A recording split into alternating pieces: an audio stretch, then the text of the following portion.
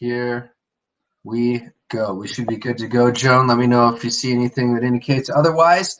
Welcome, everybody. Real quick, this is a Facebook Live where we're talking with our CHATTcon speaker, Susan Friedman. So excited. She decided to come back this year. It's going to be amazing.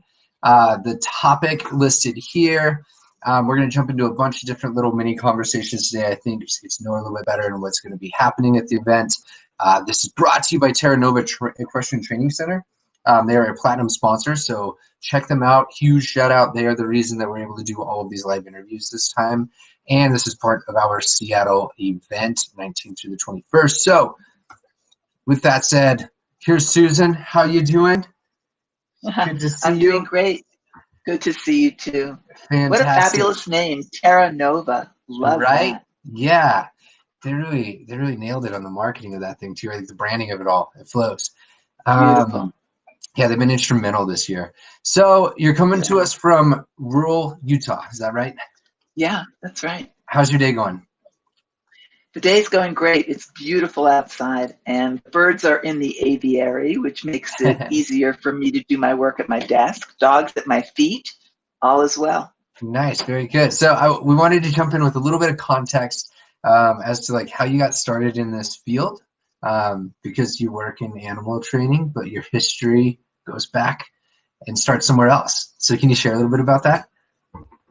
I can. My first 20 years of a 40-year career was spent working with children with special learning needs, the kids who earn the labels behavior disordered and emotionally disturbed, and give it a name. Their behavior was enormous problems for them and the people around them. So that was my background, and I started off at a residential treatment center run by Wells Hively, who with Ogden Lindsley were the first two education students, that Skinner trained. So Skinner was on our board of directors and came up to the center in New Hampshire twice a year.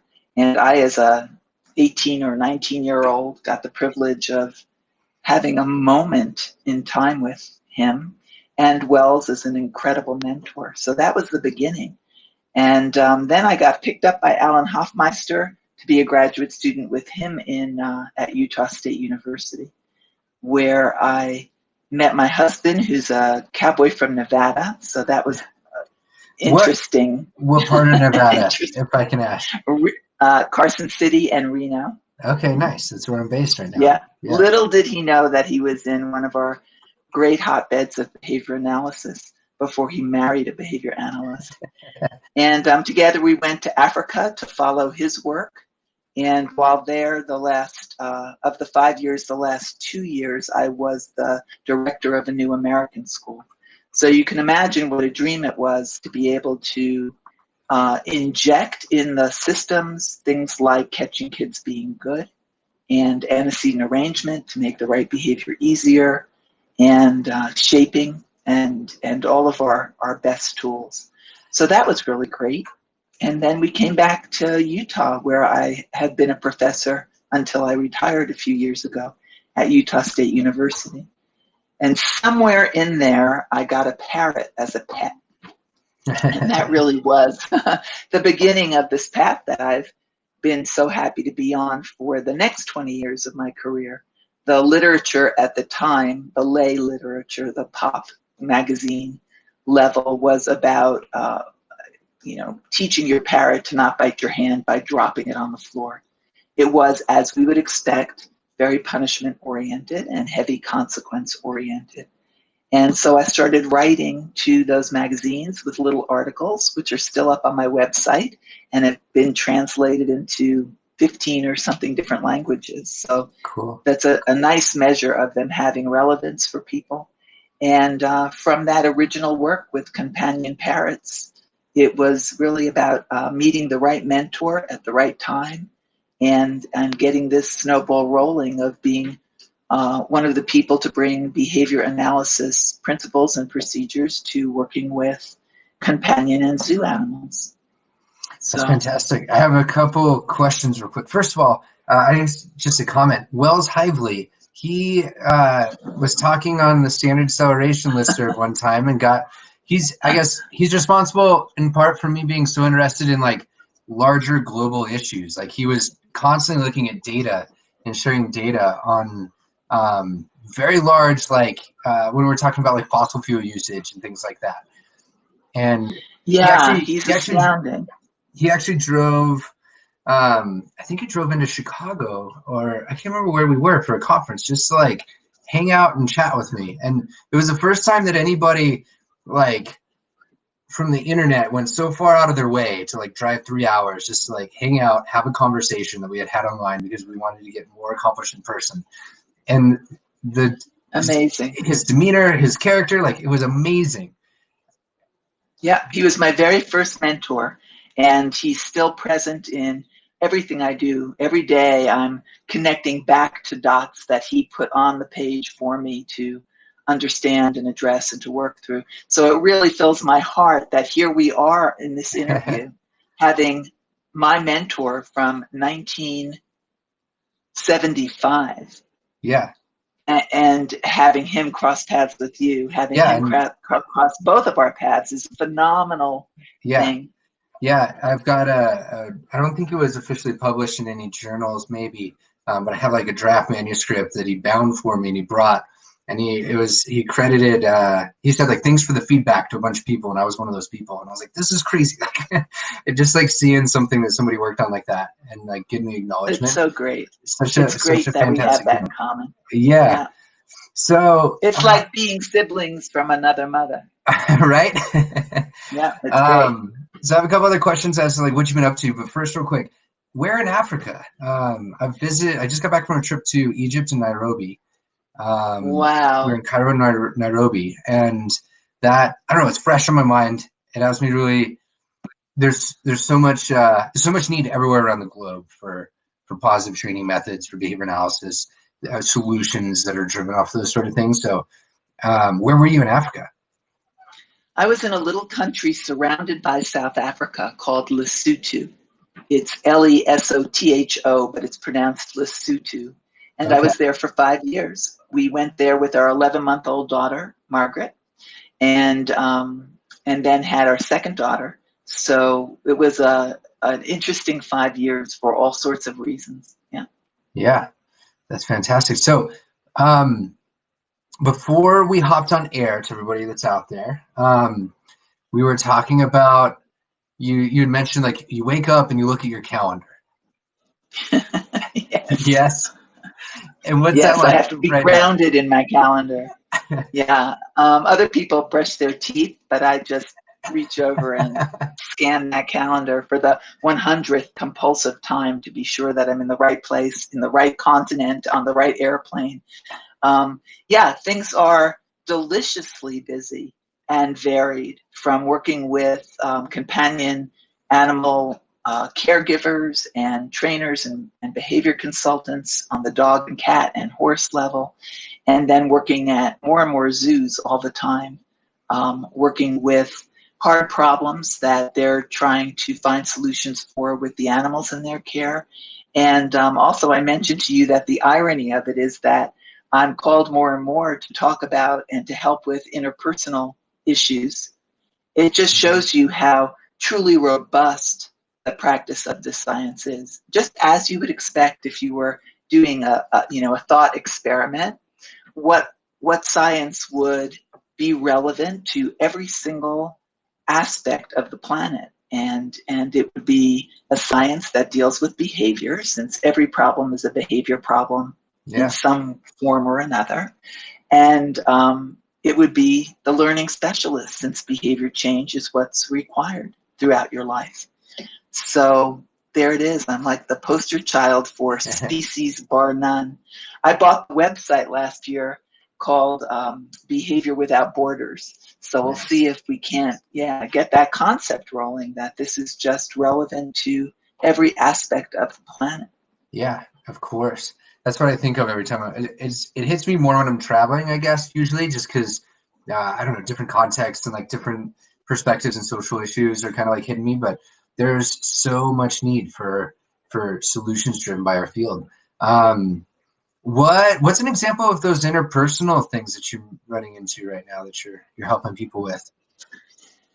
Yeah, well, mostly what it is helping them to see the world through that smallest meaningful unit of behavior that we dance on, the head of the pin that we dance on, that ABC unit, that everybody is behaving as we would expect if we knew their learning history, and that they continue those behaviors because they're being reinforced in some way, and that the environment signals to them that those behaviors will be successful, whatever success is for the person behaving that way. And so that model helps us work through interpersonal problems as well. For example, I just came home from a zoo where there were um,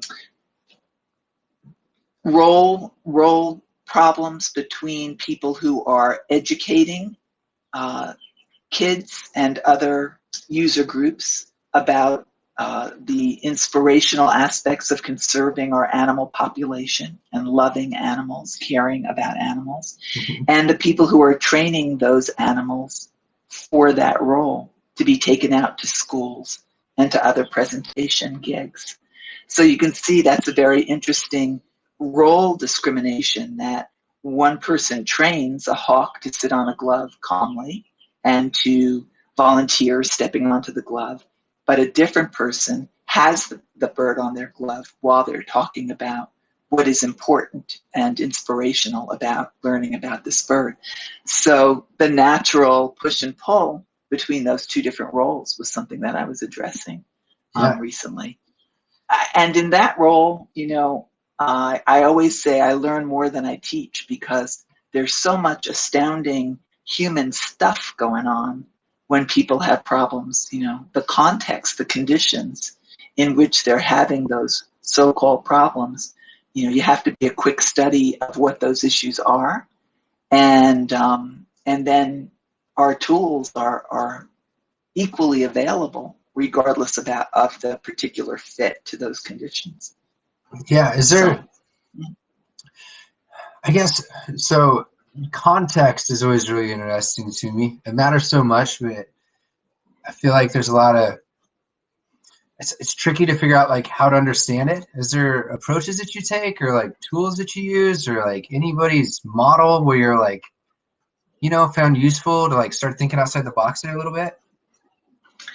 I think I mentioned last time we talked, so I hope it's not like a broken record, No, no. but the model that I found that is really, really helpful is the one that was laid out in the book Crucial Conversations. And I really recommend that everybody read it. The first 3 chapters, I'll give you a warning, are boring. They're a little bit corporate. But if you keep pushing through those introductory chapters, the model has a couple of really special tools that help navigate the interpersonal stuff. For example, discriminating between facts and then the stories that you tell from those facts. Okay. Stories that then elicit emotional responses and evoke emotional behavior. Yeah. And you have to discriminate, well, what was the fact and what is the story? And recognize that the story belongs most likely to the other person, and you need to check the story with them. So it might be just something as simple as an example I often use is, you see that your boss is going to lunch with a colleague. That's the fact, but the story you tell yourself is that you're not respected, they don't like you as much, you're not appreciated, they're coming together to do some nefarious thing to you. So there's a difference between the fact of your boss going to lunch with a colleague and the story you told yourself, which immediately, of course, depending on the story, elicits negative emotions or positive emotions. And when they're negative emotions, they become motivating operations that lower the value for doing your work or having a relationship with a colleague or the boss, right? So they're very present in our model in terms of antecedent influencers. And we need to make sure that we keep our awareness of having moved from the fact to the story. So that's something that people find very helpful. Okay, so narrative is something I've been exploring in story a little bit more, partially because I got into, I didn't know what I was getting into when I started like picking up video cameras and running around with those sort of things, creating things on YouTube and the internet and such. And I heard like story's king and like those sort of comments made about how important it is. But one interesting thing that I found, I guess there's two resources. It was Houston, we have a narrative, but I found that through a gentleman that wrote an article in Perspectives on Behavior Science talking about how we could maybe use narrative as an independent variable, something to test on the adoption of our services, tools, practices, etc. Like essentially it's a dissemination tool. And I was like, I don't know, personally, I was always struggling with this idea. I guess sometimes it's talked about as like if you put something online or if you put it out in some sort of medium, like that is dissemination. It's like maybe, but like it feels like it's not quite right. But the idea of like, are these things actually being adopted because of your effort that you're putting in, right? With integrity. And I was like, that's something I can get behind. And so Ronnie Dietrich, he's actually in the Utah area. He was talking about like, hey, we could I don't use, know him. I know his name. yeah, I think he just moved there recently. But he was talking about, in an article, he was talking about, hey, we could use narrative as an independent variable to like look at, are we actually affecting these sort of things? And I was like, you know what, that's awesome, because I remember I'd read Crucial Conversations a few years ago for an organization I was in, and I don't know, I think there's a lot more marriage between our field and those like softer skills that people talk about. Like there's something to them, right? Absolutely, absolutely. And the irony that I think we do need to contend with more effectively is that in those books where we see these marriages, these commonalities, that sometimes surprise us or maybe shouldn't surprise us, since if science is the basis, then we're observing the same things. They're giving a perhaps slightly different narrative. They're not talking about the ABCs, but they are talking about the ABCs. Yeah. Ironically, though, in all of the books, I mean, Crucial Conversations is wildly behavior analytical, very consistent with our worldview, and yet they spend time dissing Skinner in almost every one of these books that I come across. Yeah. So I see it, in Temple Grandin's book. I see it in Crucial Conversations. So often, too often, I'm reading something that is a gorgeous application with a slightly different narrative of the basic principles we know to be valid, at least as far as we know to this point. And then there's that paragraph where they disavow their relationship to the very basic principles they're doing such a fine job of explicating. Yeah. So I don't know what we need to do about that. But yeah, I sit there fuming because it's unjust. Talk about doing things with integrity. If nothing else, it's not only inaccurate, but it's also unjust. Yeah. So.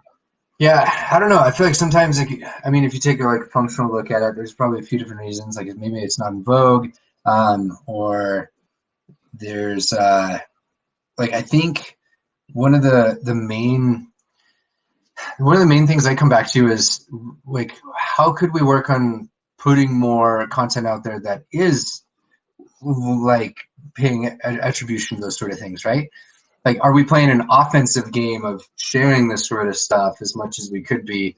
A good example is sometimes you'll see things that are posted in research journals where it's like, hey, we need to have a response to this article. And it's like, that's cool. And especially the fact that we can move like 200 or 300 people sometimes that are academics to like work on a response and sharing resources and ideas and tips. It was like, what if we all did that on like, this is what our field is and the possibilities, and like, here's the links.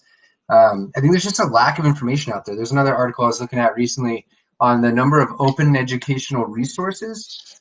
So this OER is something that's talked about as something that's purely open. You can grab it. There's no ties to it, right, when it comes to who owns it and whatnot. And there was more incorrect open educational resources about behavior analysis than there was correct ones about behavior analysis, by like a magnitude of like 10. And it's just like, painful.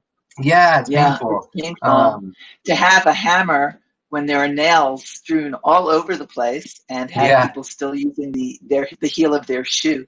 Yeah. You know, it's so interesting that you say the offensive concept versus defensive. Yeah, I think we need to do both, and I think my work is largely offensive, which dawns on me. If you don't say it Yeah. carefully, sounds like it's offending. Yeah. I hope it's not that. I work hard for Yeah. it to not be that. I guess, I mean, it needs to shed Proactive. light. Yeah, proactive. There we go. Proactive versus Yeah, reactive is yeah. much better. Thank you. But the defensive, I think, is something that really matters too, because it's something that I think Skinner was known for choosing not to do, not to address very many of the Criticisms. negative, the Yeah. criticisms, the negative press. And I think it's important that we do that now. One that comes to mind, if you haven't read, I can send it to you, is Brady Phelps's response to the book and article written by Franz de Waal, Okay. and Yeah. No. Franz's conclusions about animal emotions and animal intelligence. And it's just a really good response to incorrect information and pseudoscientific approaches to understanding behavior. So those kinds of things, I think we need to do both. We need to be proactive, and we need to show as much as we tell. And I think we're doing that well in the animal training world. And it's endless. The work will never end. But I think the defensive posture, that responding to inaccuracies, is really important as well. Yeah. And the inaccuracies that dog us are so crazy, you know. I should be careful about. I should be able to use better words talking to you than crazy, but you know what I mean. Things like, I don't want to use food to train because that abuses the animal's right to food. And we should treat them as they are in the wild when they're in human care.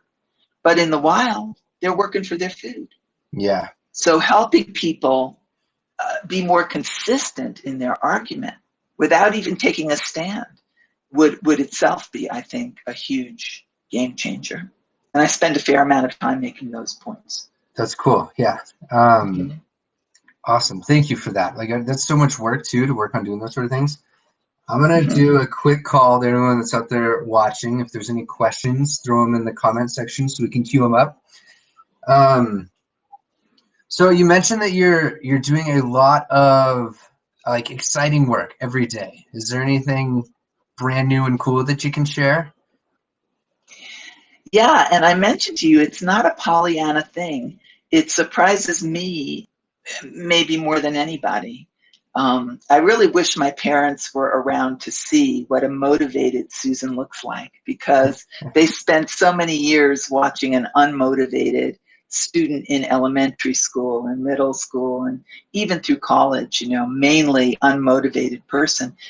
What it looks like for me to have a novel on one side of my desk and a behavior analysis book on the other, and have me choose the behavior analysis book and sit there just reading through, you know, just soaking it up. This idea of, well, isn't that a statement about the educational system, at least the educational system that I went through? Yeah. But it's just really great. I do go to bed every night thinking, you know, damn, I have to give it up for 8 hours or 6 hours or whatever it is, and before I can get back to it. I'm very excited to wake up and get back to it in the morning.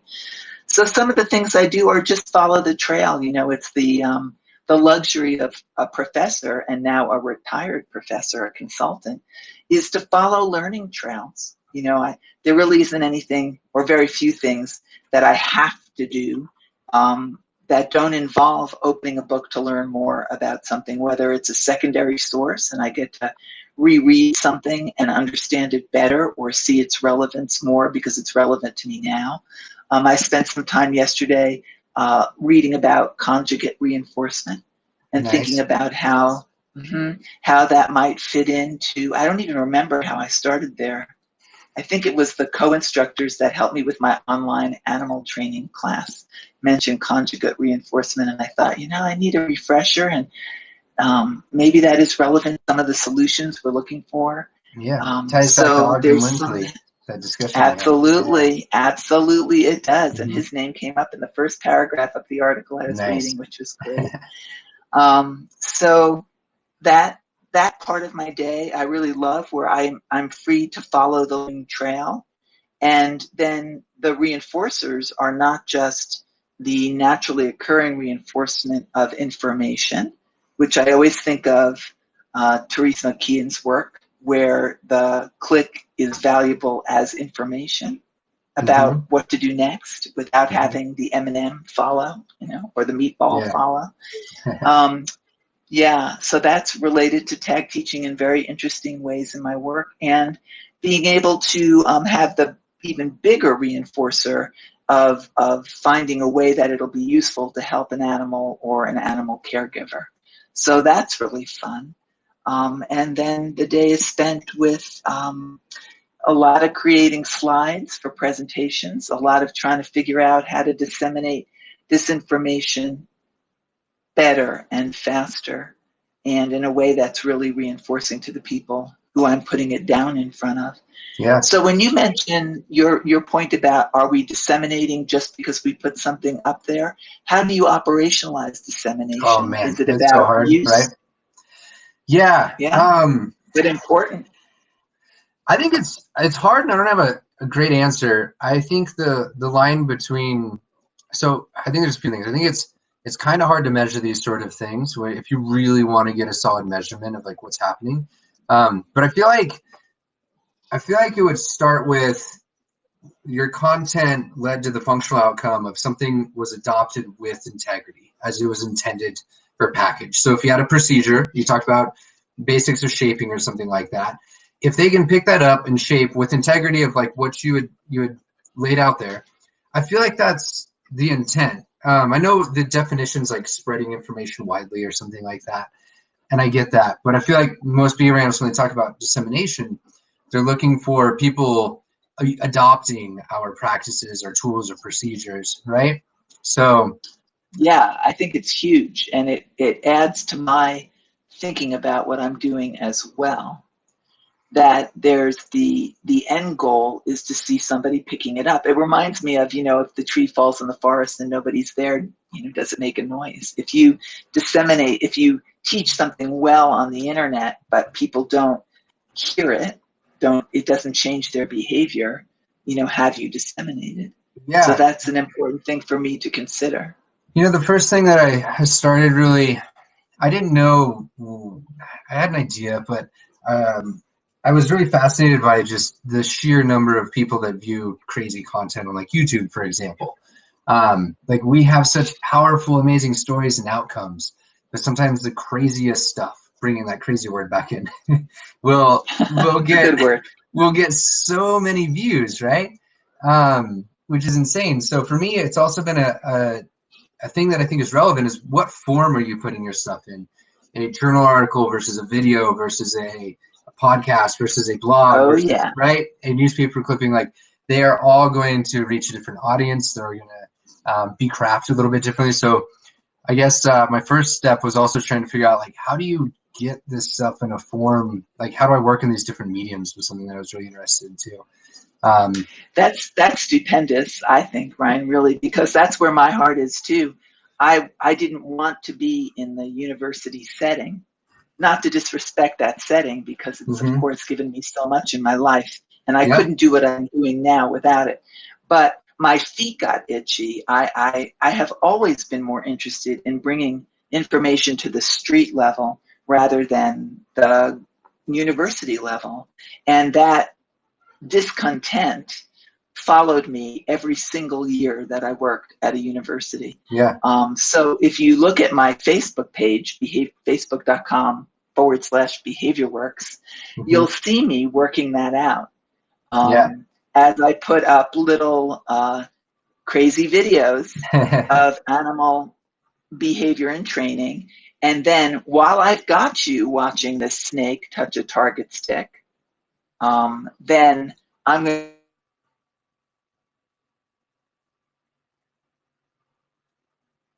Oh, hold tight. got a hiccup debrief. on.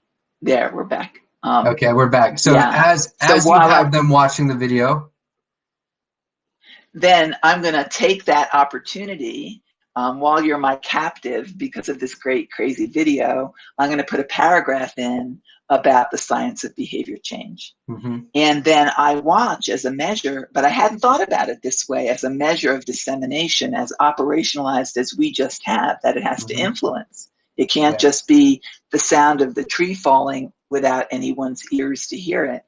Then I watch to see when people write comments about it, do they mention my paragraph or just the video? Yeah. And then that helps shape my behavior about how to write the content better.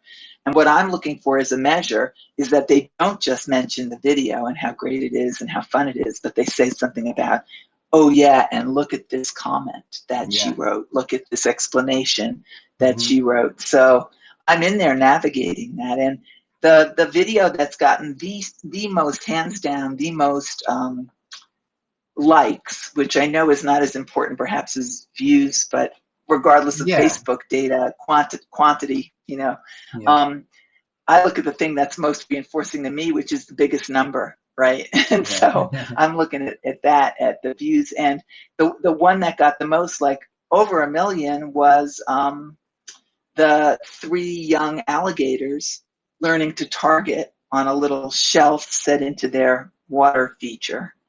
Yeah, and then the consequence that, the food delivery that followed that. So that's interesting too, that it's the alligators and not the children or the this or that, you know, the elephant or whatever. Yeah, interesting. Yeah, such a complex world to pull apart. So, Houston, we have a narrative. I think you'd really like it. I don't know if you're looking for something to read. I wrote it down. I met Randy Olson and went to one of his workshops just to kind of like chase that down and learn more. Great person from my interactions too. It's always cool to like match those sort of things up. I will find you. So the conference we're putting on, Convergence of Human Animal Training and Technology, Seattle. What are you going to be talking about up there? Well, last year, you know, I sort of threw my passion into the pool just about behavior science and learning and what an extraordinary planet it is. And you really want to be reminded every day about the extraordinary learners on the planet. Working with zoo animals will really bring it to you because of that incredibly variable evolution. So this year I thought I would connect it to some of the actual zoo work I've been able to do and show 3 cases, if there's time, that I've worked on where they had a behavior problem, which we understand is really an environment problem. And I was able to help them either through functional assessment or other related procedures, help people, one working with an elephant that was self-injuring her foot with her tusk to the point of, you know, removing flesh and bleeding. Did a fantastic functional assessment, a couple of sessions with them for us to learn that the function of the behavior depended on the conditions. It was not one generalized function. Surprise, right?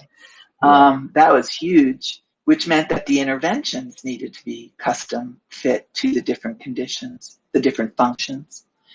And then another one with recalcitrant rhino, throw a label.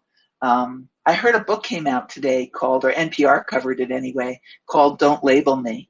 So I imagine that's our community's influence moving out to someone. Don't label me. Yeah, I think that's a cool, good, I'll have to read it first, but I thought, well, there's our community's influence. And so this rhino, what they needed him to do his job, which was to be up in the visitor area for 8 hours a day. And he, when given free choice, kept going back to the barn, back to the barn. So we, of course, used some of our best tools and some of our best principles, the matching law and some other things to help him choose to stay up there longer because the reinforcers were bigger and better. And that was great. And then the third one is one where the animals took care of it themselves. the young orangutan was getting was handled too roughly in details I'll give in the presentation, and so they eventually the young orangutan grew up old enough to bite the hell out of the mom, and she stopped handling him roughly. So those were naturally occurring consequences, which was ultimately the perfect solution. So that's what I'm going to talk about, is what our science and practice look like when we hang it on the exotic zoo setting and the kind of problem situations that they face. Awesome. I'm super excited. Kudos to the keepers, right? Kudos to the keepers who would bring someone in, you know, who comes from what they may initially think is far afield, and then opens up to follow the way to a different way of looking at things and assessing things and solving things. Yeah, that's fantastic. I'm really excited. Last year was the first time I got to like see you speak in person, and I was like, whoa. I was not I didn't have any expectations, but like they were blown, if that makes sense, right? Like it was a fantastic presentation. I appreciate the time and care that you put into those sort of things. So thank you very much. Thank you. How lucky am I? Yes. No, we're super lucky to be having you here. Very lucky. Cool. My eyes are wandering because I'm looking at comment sections and things like that. Yeah, I can look there too. Yeah. The Don't Label Me looks interesting. I don't think I've seen it. There's a, looks like a woman with a small dog on the front cover. I'm going to be looking into this more. Yeah, let's see whether it's like the Unlabel Me campaign that I launched, 10 or 15 years ago, and that behavior analysis launched 60 years ago by saying it's not what's important to us is not the label, is the child, mildly, moderately, or severely intellectually disabled, or, it's about finding what their baseline is and what their necessary repertoires are, and then using their strengths to build their weaknesses, right? It's our song that they're singing. So we'll have to see how this writer did it. No, you definitely have to look into that. It's a story by a New York Times bestselling author that brings in it looks like a narrative of a dog, and how it looks like the author was raised to believe that the dogs were evil, but like the story ensues as to how that isn't the case, and it's focused on how labels can affect your perception on other people and diversity. Super interesting. Yeah. And now if they just say, when you drop the label and look at behavior instead, then you're able to get to interventions. Then she will have covered it, the whole curriculum. Interesting. Cool. Okay. I don't know if we had any other questions or comments, Joan. Was there anything from Facebook? Sending a hug to Sean Posen. There's no way to say sending hugs badly, Joan. So thanks for carrying that message. Hi, Sean. I look forward to seeing you again. Teresa jumped on recently. Donna Hill. Oh my goodness. Very cool. We have some notable contributors. Hi to all of you. Yes, we do. There's a lot of love coming in on the comments too, or on the little heart emojis. It's an amazing community. It is an exciting community. How can you not be excited to wake up in this community? Right. There are communities I wouldn't be so excited about waking up in. This is not one of them. This is fabulous. Are there any questions about names or anything? It looks like we just need to link that Brady Phelps piece. There's some people interested in that. I tried doing a quick search and I couldn't find it. So maybe if you can I send it to you for you to?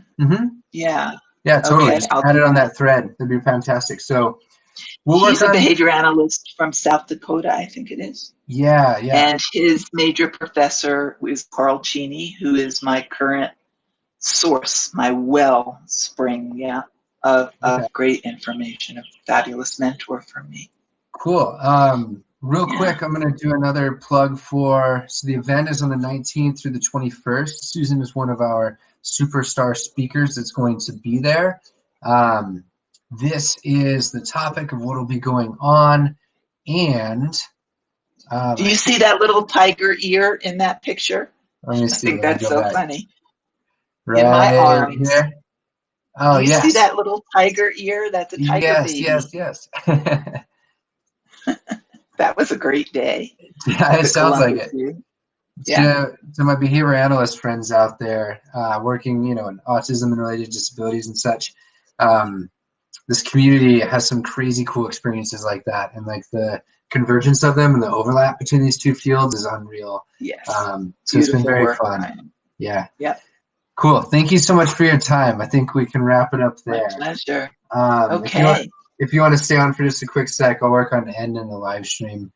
We can say Okay. bye to everybody though. Give us lots of hearts. Bye, everyone. If you're